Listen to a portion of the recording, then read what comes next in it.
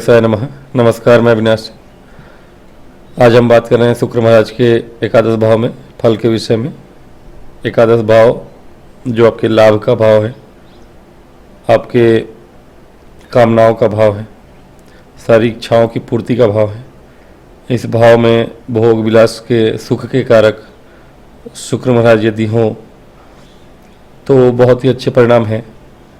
शुभ होने चाहिए, पीड़ित नहीं होनी चाहिए और अच्छे भाव के स्वामी होकर बैठने चाहिए। तो क्या परिणाम है, बात करेंगे। शुक्र महाराज यदि एकादश में है तो वन लाइनर कह दूं स्त्री जातिकाओं के लिए। हालांकि स्त्री कारक ग्रह हैं, फिर भी पुत्रवती बनाते हैं स्त्री जातिकाओं को और धनवान बनाते हैं पुरुष जातकों को।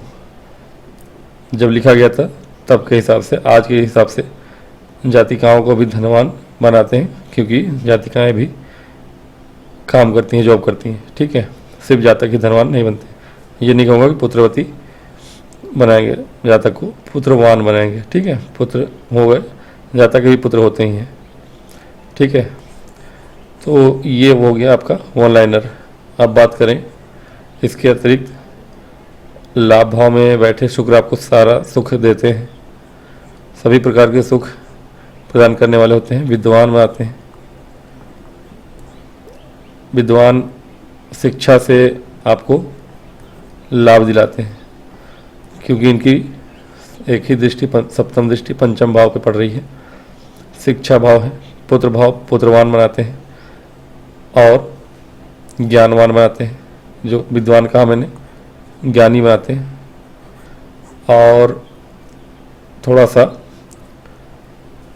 आज की भाषा में कहो तो कभी कभी यदि राहु वगैरह बैठ जाएं आपके इनके साथ, अथवा यहाँ पे, या शुक्र कुछ अधिक ही बली हैं, तो जातक थोड़ा सा ठरकी स्वभाव का हो जाता है, यानी अधिक स्त्रियों में रत रहने वाला भी हो जाता है, क्योंकि आपका ये प्रेम भाव भी है।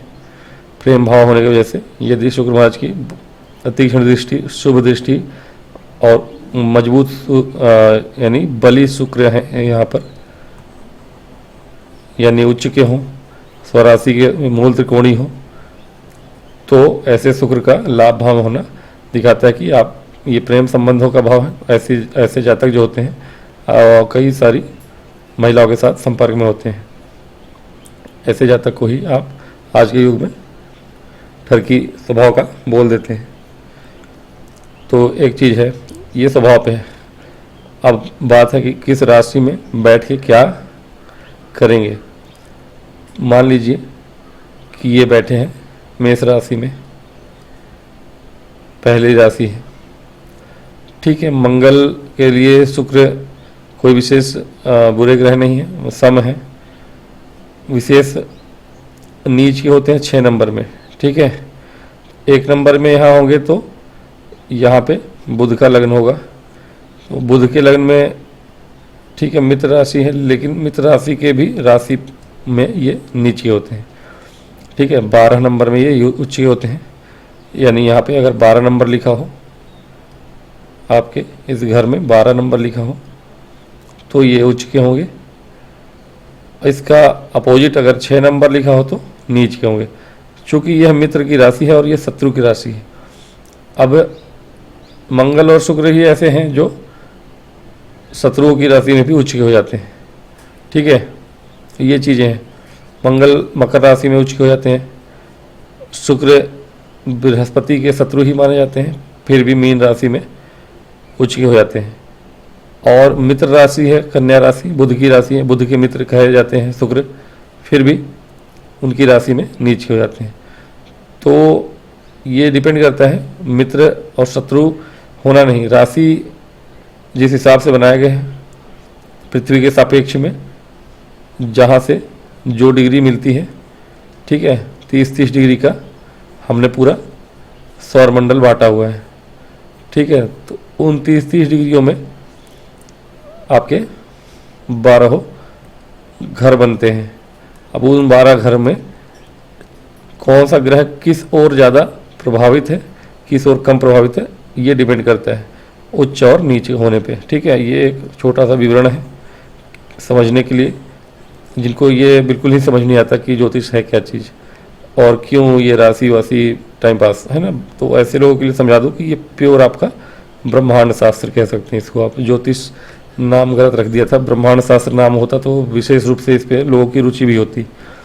तो कहते हैं कि मंगल की राशि है तो अच्छा है, मंगल यदि इसके राशि स्वामी अच्छी जगह पे बैठे हों तो मंगल लाभेश हो जाएंगे। तो मंगल तो अपना लाभ का फल देंगे ही और शुक्र उसमें वृद्धि करेंगे। शुक्र भोग विलास में जो भी मंगल जहाँ भी बैठे होंगे, जिस राशि में बैठे होंगे उस राशि के साथ साथ यदि शुक्र के ही राशि में बैठ जाए, यानी 2 नंबर में मंगल लिखे हों या फिर 7 नंबर में मंगल लिखे हों, अब ये थोड़ा सा और भी या ऐसा बन जाए तब तो बात ही अलग हो जाएगी, है ना। ये तो मेष लग्न है मान लीजिए, लेकिन 7वें घर में मेष लग्न हो तो यहाँ एकादश यानी कि कुंभ राशि में ही शुक्र महाराज होंगे। कुंभ राशि में शुक्र महाराज हो, मित्र राशि में है, हालांकि कुंभ राशि में उतने अच्छे फल नहीं देते हैं। ठीक है, शुक्र महाराज मकर राशि में हो तो अच्छे फल देते हैं, मित्र राशि ये भी है। कुंभ में थोड़े पीड़ित होते हैं शुक्र महाराज। 11वें भाव में है तो 11वें भाव में लाभ भाव में अच्छा फल देंगे नो डाउट, लेकिन डिपेंड करता है किस राशि में है। कुंभ राशि में थोड़े पीड़ित होते हैं, कुंभ राशि के राशिपति शनि है, मकर के भी राशिपति शनि ही है, फिर भी दोनों में अंतर है। ठीक है ना, अंतर कैसे है, महादशा जैसी आती है, शनि की महादशा आएगी जब किसी भी प्राणी को तो उसको पहले हाफ में यानी पहले लगभग 9 साढ़े 9 साल कुंभ वाला फल मिलता है, बाकी के 9.5 वर्ष मकर वाला फल मिलता है। मकर वाला फल थोड़ा अच्छा होता है और परेशानियाँ कम होती हैं इसमें। कुंभ वाले आधे फल में थोड़ी कष्ट ज़्यादा होता है, कुंडली में यदि शनि अच्छे ना हो तो या फेवरेबल ना हो तो इस तरह है। कुंभ चूँकि मूल त्रिकोण राशि है शनि की, कुंभ में बैठ के शुक्र थोड़ा सा पीड़ित रहते हैं। फिर भी हम बात कर रहे थे यदि कुंभ में ही बैठे हैं शुक्र महाराज यहाँ पर, यानी कि आपकी मेष लग्न है, मेष लग्न में यदि अब यहाँ तो लाभेश शनि हो गए, मंगल है नहीं। ठीक है, तो शनि कहाँ बैठे हैं वो डिपेंड करता है। हम बात करते हैं मंगल के कि मंगल यहाँ पे अगर राशिपति हो तो मंगल कहाँ बैठेंगे, यदि शुक्र की राशि में बैठे तो क्या प्रभाव होगा। उसी प्रकार सभी को समझ सकते हैं आप, मंगल और शुक्र का मिलन हो जाए, एक दूसरे की राशि में बैठ जाए तब तो बात ही है। ये और भी चीज़ों को रोमांटिसिज्म को बढ़ा देते हैं थोड़ा सा, शुक्र और मंगल दोनों ही काम वासना को बढ़ाने वाले होते हैं, मंगल भी और शुक्र भी दोनों। ये दोनों एक दूसरे की राशि परिवर्तन करें तो व्यक्ति थोड़ा सा भोग विलास काम वासना में अधिक ही रुचि लेने लग जाता है। इसके अलावा अगर कुंभ में है तो कष्ट से ही सही बहुत ज़्यादा लाभ प्राप्त करने वाला व्यक्ति हो जाता है। और शुक्र अगर मेष लग्न वालों के लिए हो तो फिर तो महाधनी योग बन जाता है, क्योंकि ये वैसे भी धनेश है, यहाँ पर धनेश है। व्यापार करने वाला व्यक्ति जो भी होगा मेष लग्न में, यदि मेष लग्न में आपके शुक्र बैठे हों 11वें नंबर में 11वें भाव में यदि, तो वो आपके लिए महाधनवान योग बना देते हैं। अगर व्यक्ति व्यापार कर रहा हो तो उसे बहुत ही धन प्राप्ति होती है, और या फिर शनि महाराज जहाँ बैठे हो उस तरह का भी काम करके आप लाभ प्राप्त कर सकते हैं। यदि उच्च के हो तो फिर मैंने बताया यहाँ मान लीजिए 12 नंबर लिखा है, यानी कि यहाँ 1 2 3। ठीक है, तो अब लग्नेश ही हो गए, लग्नेश हो के शुक्र अगर 11 में बैठे हों उच्च के तो भी ये महाधनी योग बनता है, महाधनी योग बनेगा। ऐसा जातक भी बहुत ज़्यादा धनवान होता है, किसी भी प्रकार से धनी हो मैटर नहीं करता, लेकिन उसके पास अपार धन होता है। और इसके बाद देखते हैं सभी राशि हम देख लेते हैं जल्दी जल्दी। अपने ही राशि में हो, एक के बाद 2 नंबर में हो तो भी अच्छी बात है। यहाँ 3, यहाँ 4, यानी कर्क लग्न होगा। कर्क लग्न में यहाँ पे शुक्र महाराज अपने ही राशि में होंगे। 5, 6, यहाँ 7, भूमि भवन वाहन से अपार लाभ प्राप्त कराएंगे। आपके पास ये सभी चीज़ें बहुतायत में होगी, ऐसी कोई कमी नहीं होगी। ठीक है। 8, 9, 10 मकर राशि आ रही है आपकी। और एक बात है कि आप व्यापार भी करेंगे तो लाभ प्राप्त करेंगे, क्योंकि मित्र की राशि धन लाभ आपको शुक्र कराते रहेंगे। यहाँ पे मंगल महाराज है, इनके ऊपर दृष्टि है इनकी। कुल मिला के आप शिक्षा के क्षेत्र में हो, गुणवान तो होंगे ही। मंगल पे भी ये डिपेंड करता है कि मंगल कहाँ है आपके। अगर कर्क लग्न है तो शुक्र यहाँ भी बैठ के आपको हर तरह की सुख संपत्ति देंगे, अपनी राशि में हो तो भी। बात करेंगे यदि मिथुन में हो, यानी कि वहाँ 3 नंबर लिखा हो, यदि यहाँ पर 3 लिखा है, मिथुन राशि में है, बुध की राशि है, मित्र राशि है, यहाँ फिर 5 होगा, यानी सिंह लग्न है। सिंह लग्न में भी कोई दिक्कत नहीं है। 6, 7, 8, 9 यहाँ पे धनु राशि है, उनके ऊपर दृष्टि है। ज्ञान के कारक दोनों ही हैं। ऐसा जातक बहुत ही गुणी होता है, अत्यंत गुणी, और इसके पुत्र इसका नाम रोशन करने वाले होते हैं। जो भी जातक है या जातिका है, उनके पुत्र होंगे और पुत्र से लाभ भी प्राप्त होगा। पुत्र प्राप्ति के बाद उनका भाग्य भी उदय होगा। ठीक है। तो ये भी बहुत अच्छा योग बनता है मिथुन राशि के लिए भी। कर्क में है तो अच्छा ही है, हालांकि कर्क में होंगे तो इनकी नीच की राशि का लग्न होगा। फिर भी 7, 8, 9, 10 यहाँ पर भी महाधनी योग बनता है आपका। कर्क लग्न में यदि शुक्र महाराज लाभ भाव में बैठे हो, महाधनी योग बनता है। ठीक है। आप यदि जातक है कुछ नहीं करते तो आपकी पत्नी को वो योग प्राप्त होगा। यदि पति हैं और पत्नी कुछ नहीं करती, पत्नी के योग है तो पति को प्राप्त होगा, लेकिन इस योग का फल आपको अवश्य मिलेगा। अब देखना है कि आपके दशा अंतरदशा आपके जीवन में कैसी रहती है। शुक्र की दशा अंतरदशा आपके जीवन काल में यदि आती है तो उसमें अपार धन प्राप्त होगा। राहु की दशा महादशा आती है, महादशा है, और उसमें शुक्र की अंतरदशा है 2-3 सालों के लिए। अंतरदशा 3 वर्षों की आती है। राहु की महादशा में शुक्र की अंतरदशा 3 वर्षों की होती है लगभग। तो उन 3 वर्षों में आप अपार धन प्राप्त कर लेंगे। ठीक है। तो ऐसा नहीं है कि शुक्र की ही दशा अंतरदशा में प्राप्ति होगी। शुक्र की दशा तो ऑलरेडी आपको शुक्र यहाँ ना भी बैठे हो तो अच्छा ही जाता है लोगों के लिए 20 वर्षों के लिए। और फिर बात करेंगे तो इसके लिए भी बहुत अच्छा है। टेक्निकल पढ़ाई करते हैं ऐसे लोग और टेक्निकल फील्ड में होते हैं, सुख प्राप्त करते हैं, उच्च पद को प्राप्त करते हैं। यदि कर्क लग्न हो, सिंह लग्न हो तो भी ठीक है, अच्छा है, क्योंकि यहाँ भी महाधनी योग ही बनेगा। यानी तुला राशि है, तुला लग्न है। तुला लग्न में फिर से आपको यहाँ पे देखने को मिलेगा महाधनी योग बनता हुआ। महाधनी योग बनता है, ऐसा जातक भी अपार धन प्राप्त करेगा। 8, 9, 10, 11, 12, 1, 2 एक राशि आपकी पड़ती है शुक्र की अष्टम भाव पर, यानी अष्टमेश होके शुक्र लाभ भाव में बैठे। लाभेश होके अष्टम में बैठे तो दरिद्र योग बनेगा, लेकिन अष्टमेश होके लाभ भाव में बैठे हैं यहाँ। अब आपको हो सकता है कि कुछ ना भी करे तो बैठे बैठे कहीं से पैसा मिल जाए, गुप्त धन प्राप्त हो जाए, पैतृक संपत्ति से अचानक से आप करोड़पति बन जाए। पता चला कि दादाजी की कहीं ज़मीन थी, रिंग रोड निकला और आपको 3-4 करोड़ मिल ही गए। तो ये अचानक से ही महाधनी योग आपका ऐसे बन जाता है। हालांकि वो ख़त्म भी हो जाएगा अगर राहु के प्रभाव में होंगे आप तो, लेकिन हाँ योग बने हैं तो ऐसे अचानक से मिल जाता है। बात करेंगे ये नीच के, जैसे कि बताया मैंने, नीच के हैं यदि तो फिर थोड़ा सा समस्या हो सकती है आपको। वो जो फल मिलना है वो उतने अच्छे से नहीं मिलता, क्योंकि एक राशि इनकी पड़ेगी आपके द्वादश में, और द्वादशपति होके एकादश में बैठे हैं।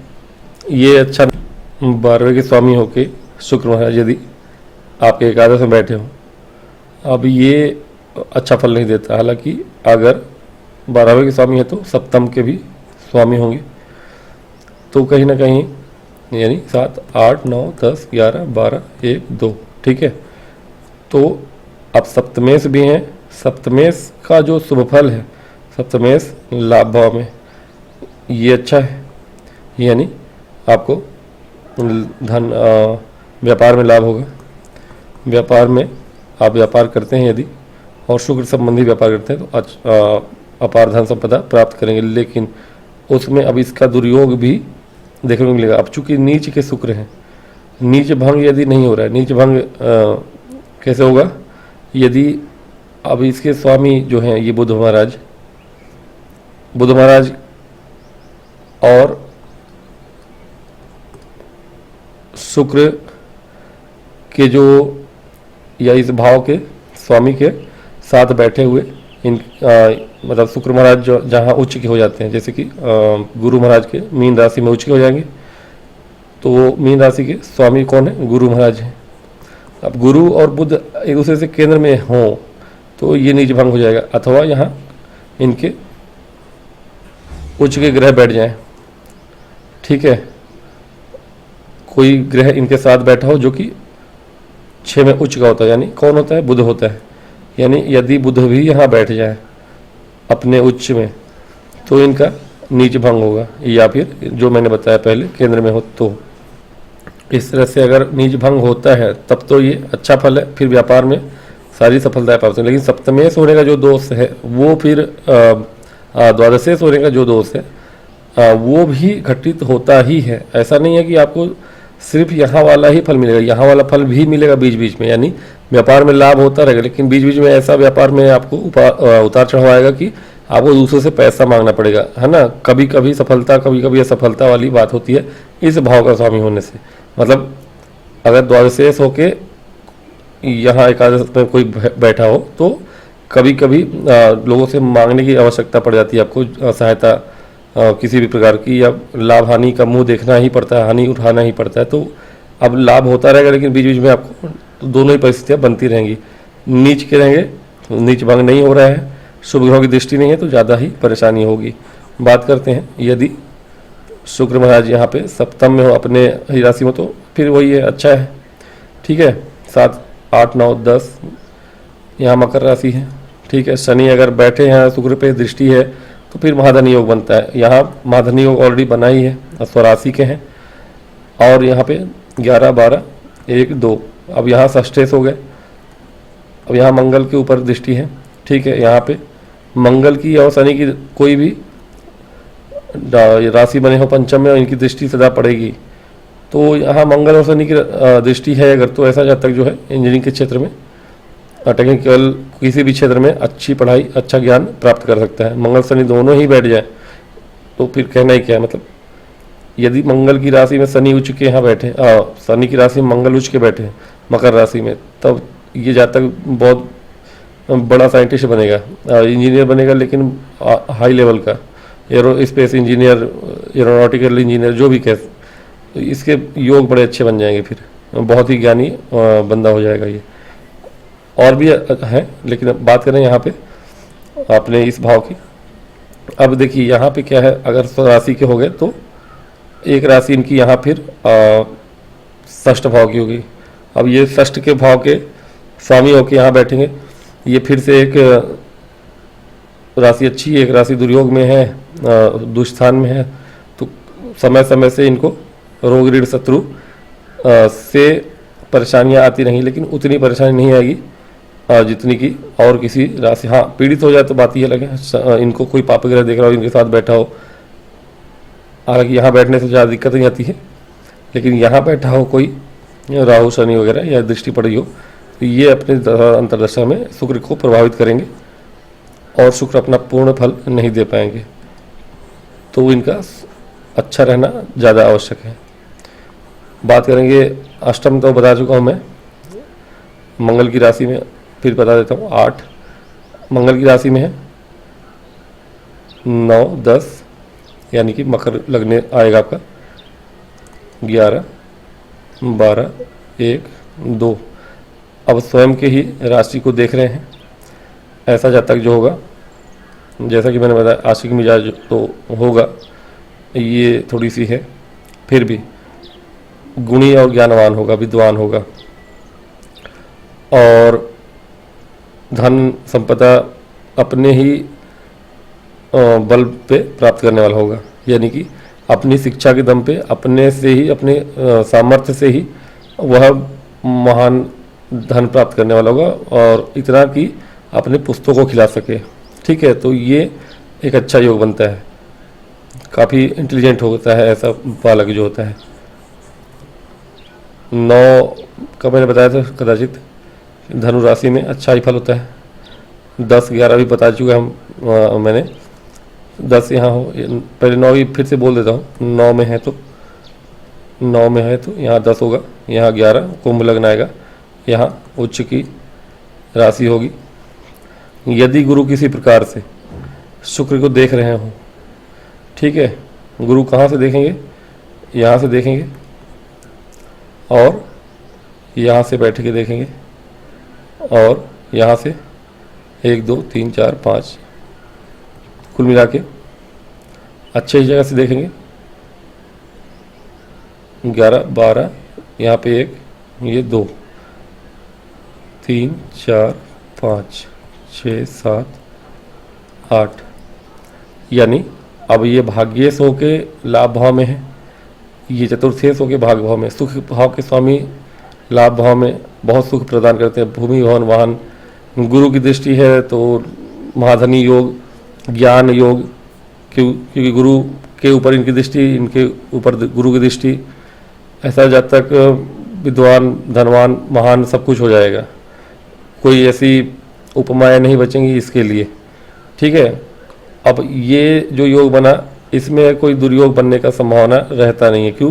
क्योंकि अब इसमें कोई ग्रह कहीं भी बैठो, शनि राहु कहीं भी बैठो, अंतर कुछ नहीं पड़ता, कोई अंतर नहीं पड़ता। शनि राहु कैसे हैं, यदि गुरु बली हैं और शुक्र भी बली हैं। क्यों? क्योंकि देखिए, अब गुरु अपने ही राशि को देखेंगे और यहाँ पे मित्र राशि को देख रहे हैं शुक्र भी। गुरु और शुक्र की एक दूसरे से बनती ना हो, शत्रु हो, लेकिन दोनों ज्ञान के कारक हैं। भाग्येश है गुरु शुक्र, भाग्येश का लाभ भाव में हो जाना महाधनी योग बनाता है। चतुर्थेश सुख भाव का लाभ भाव हो जाना, भूमि भवन वाहन से सुख। धनेश हो के गुरु इनको देखेंगे, यानी मतलब कि ऐसा कोई योग नहीं बनता कुंभ लगने में यदि शुक्र यहाँ पे बैठे हों, मतलब कि आपके वारे न्यारे हो जाते हैं। दशा अंतरदशा कैसी भी हो, कोई अंतर नहीं पड़ता, क्योंकि शुक्र अकेले ही ये संभाल लेते हैं। यदि पंचम में बैठे हैं, यानी कि लग्न को भी देख रहे हैं, भाग्य भाव को भी देख रहे हैं, शुक्र को भी देख रहे हैं, सुख को देख रहे हैं, तो ये कुंडली ऐसी बन जाए आपके जीवन में तो कहना ही क्या है। फिर आप सिर्फ और सिर्फ भोगने के ही लिए जन्म लेते हैं। पूर्व जन्मों का कर्म होता है ऐसा कि ऐसा कुंडली बने आपका। ठीक है, बात कर लेते हैं। ये लगभग मैंने सभी को बता दिया, वीडियो लंबा हो रहा है, मैं आज की वीडियो में इतना ही बताऊँगा। कुल मिला के शुक्र का अच्छा ही फल होता है आपके एकादश भाव में। और ठीक है, मिलूंगा नेक्स्ट वीडियो में, तब तक के लिए मुझे आज्ञा देंगे। और विनती है कि यदि वीडियो से कुछ लाभ हो, आपको कुछ समझ में आए, ज्ञानवर्धन हो, तो मुझे सब्सक्राइब करें और लाइक करें।